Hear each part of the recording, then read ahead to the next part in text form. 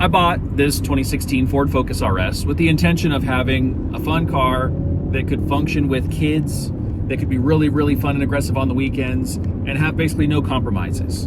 And what I didn't understand at that point is that it had all of the compromises. Sometimes if something is good at all of the things, it means it's excellent at none of them. And I think that's the real problem with the Focus RS. So let's talk about my experience owning the car, why I only owned it for less than a year, why I sold it, and then now what I've replaced it with. So the reality of a 2016 Focus RS is you're getting the pinnacle of any Ford Focus. You're getting the most aggressive engine and transmission possible, all of the aggression on the interior, all the aggression on the looks. It's sort of like peak Focus. And to me, as a former Focus owner, I had a first generation Focus ST. So it was a naturally aspirated 2.3 liter that I tuned all up, did track days with, had a blast with. This was always the ultimate dream. I literally posted on forums back in the day, if Ford ever brings a Focus RS to America, I'm buying one. I didn't buy this one new. I bought it used from Cars and Bids, basically sight unseen. But the dream was coming true, right? It's the do everything car. It's aggressive enough to be fun when you're alone. It's capable and quiet and big enough to haul the family around. That's the first myth I will dispel. It is not big enough for kids with the car seat to be in. They just don't fit in the back. Maybe if you had big enough kids, they're not in car seats, or small enough adults that they're obviously able to fit back there, it's an option. But for me, with tall kids in car seats, it wasn't a thing. Okay, so now I'm stuck with a vehicle that's bigger and heavier than I really need. I forget what the exact curb weight is, 3,400 pounds. And granted, it makes good power because mine was previously tuned by someone on the East Coast of the United States to run on 93 octane. And so it was making a lot of power, albeit I would say even potentially a dangerous amount of power because the tune was breaking up at high RPM. It was running, what I found out later from my tuner, a dangerous amount of boost, like the engine is going to blow up. And so we had to turn all of that down to make it more drivable and make it run on ACN gas. If you're not familiar, Arizona, California, and Nevada have special gas compared to the rest of the country. And when I mean special, I'm saying awful. It's technically 91, but the octane rating is not communicating how bad the quality of the gas is in terms of performance. We have the worst gas in the country by far. So to go from 93 octane down to the worst 91 was actually really difficult for my tuner. He had to keep nerfing the tune over and over and over. We sat there and did, if I remember correctly, 18 iterations of the tune. Tons of data logs, tons of pulls late at night in closed roads in Mexico to make sure this is as right as it could be. Finally got it functional, and he basically said, look, people who actually want some power in Arizona, California, and Nevada, run E85. That's what you do. I didn't want to do that because I wanted the car to just be functional everywhere, no matter what. So I stuck with 91, and it still made more power than stock. So it's probably 370, 390 horsepower minimum, and that was a lot of fun. It's granted a very fun, objectively interesting vehicle. It is a bit of a blunt instrument, you know? It's aggressive, it's obvious, it's in your face. If it was a tool in the toolbox, it would be a very simple framing hammer.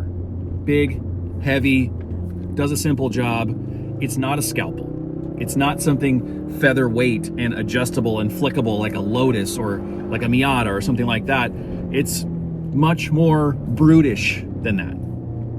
And so I ended up realizing that if I can't put my family in the back, if it's probably a little too loud for date nights, the coilover is a little too harsh to be comfortable, then why not go for something that's more purposeful? Why not say, well, if this thing isn't the best possible driver's car for a one person to be in, what is? And so, of course, you go down the inevitable road of looking at Bring a Trailer, Cars and Bids, Auto Trader, Facebook Marketplace, everything around to try and figure out what that is. Emotionally, I'd moved on from this car because I went, look, if I can't make the power that I want, if it's not as light as I want, it's not as responsive and zippy and zingy as I want, because I want to be able to drive with my fingertips and have the car react and adjust and be super responsive, I've got to find something else. You know, it makes good power, but if you rev it, only if you rev it. And so I immediately started the comparison of, is Miata always the answer? Or maybe Porsche is always the answer. So I start going back down that hole of research online to think, well, I had a Miata before. I had an ND Miata that was one of the special, very rare Mazdaspeed Miatas. And it's almost like the opposite of the Focus RS in some ways, even though they're almost like brothers from different mothers from the same mother. It's super light, it's super responsive.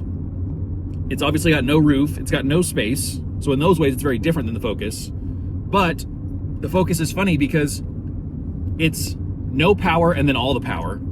It's heavily turbocharged. It's a bit kind of obvious and simple and brutish in that way. And I would say the power band and the powertrain of the Miata was very simple and brutish in a similar way, where it's got no power, and then all of a sudden at 3,500 RPM, the turbo kicks in and boom, we got all the power. Welcome to turbocharging in 2004. That's kind of just the way it was, which honestly makes the Focus look a little bad because it's a 2016 model. So 15 years later, 10 years later, we're still having the same laggy, punchy kind of turbo. I don't know. It's fun for a time, but whenever you're really trying to drive hard and you're trying to place the car in a corner and you're rolling into the throttle and all of a sudden you get whopped with a big chunk of boost, it doesn't exactly keep the car balanced when you're driving on the limit. And the other problem, the big problem with the Miata is if you're 6'5" like I am, you cannot fit in this thing. So in my Miata, I paid a fabricator to literally cut out part of the transmission tunnel, square it off to be a 90, and then mount a Sparco Evo seat as far over towards the firewall as possible, tuck the bracket right up there into that new cut we made, and obviously welded back in place, bolted to the floor, not on a slider, to get the maximum lowness. And even then, I had to take the seat pad out of the Sparco seat because it was still too tall.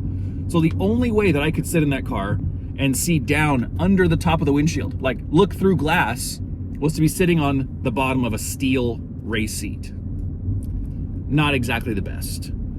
It was fun, but not really tenable like long term. Okay, so maybe Miata's not the answer for me. 6'5", I'm just too big of a human.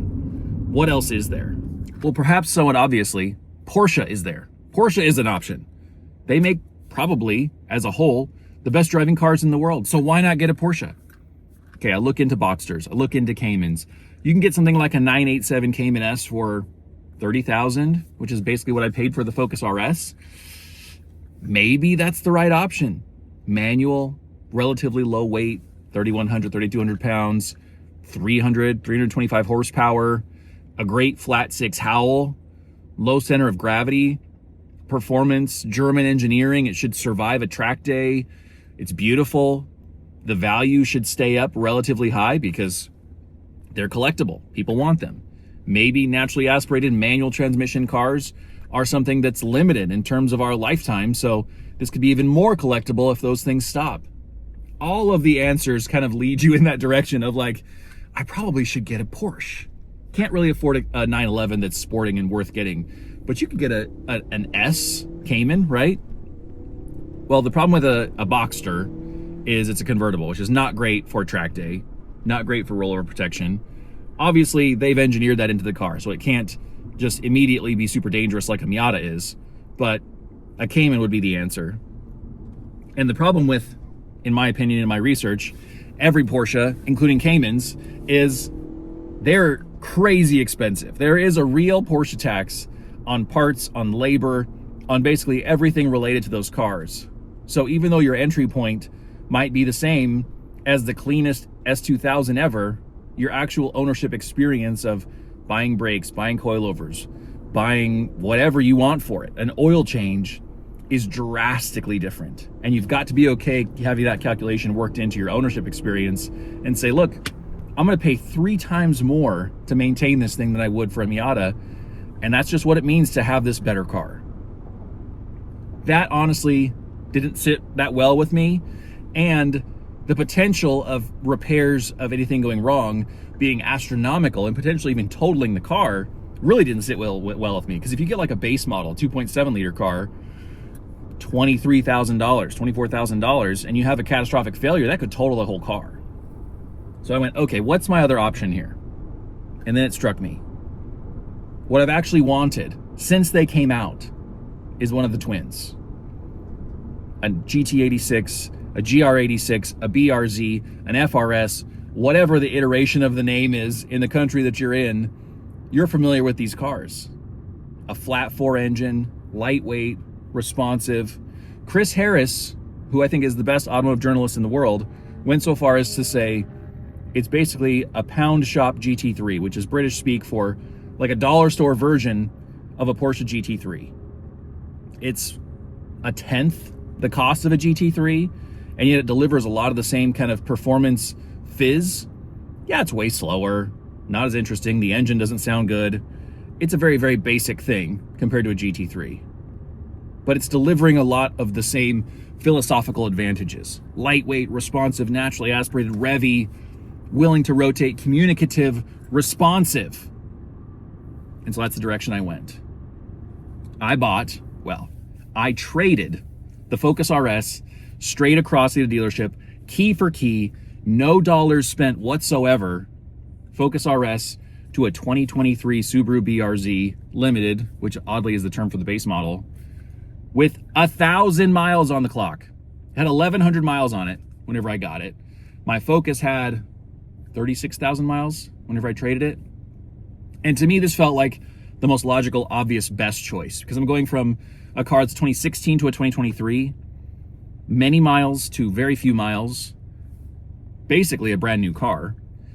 I'm losing something like 500 or 600 pounds of curb weight.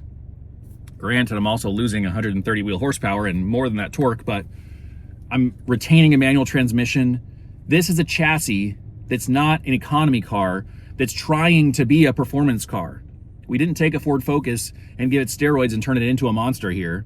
We started with a sports car in 2012 in terms of the FRS and have iterated for 11 years to get to this point and have made the sports car chassis even better to reach this point. It's more rigid than the previous cars are. It's got a better engine than the previous cars. I mean, the previous cars being like the first gen cars. It makes something like 50 wheel horsepower more on a dyno than the original cars do. That is a ridiculous amount of improvement. So I went and test drove the car, decided I loved it, loved the fact that it was so much newer and I felt like more trustworthy, even though the car's engine gets kind of a bad rap online. Traded it straight across, and this was like the third week of December, so it was kind of a Christmas present to myself, if you will, as cheesy and stupid as that sounds. And I'm making future videos I'm gonna make future videos talking about what it means to drive that car, how it feels, even though everyone's kind of driven them to this point. But to reassess how that feels in the midst of other competitors, I think is important. And critically, I've got new data points now, which is how well does a stock BRZ really perform on track compared to other cars that are objectively faster than it? If you develop yourself enough as a driver to really maximize that car out to the 98th percentile, how does that compare to things like a Cayman S or a Mustang or an S2000 or any of these other kind of typical track cars? And can you hang with them? So stay tuned for that.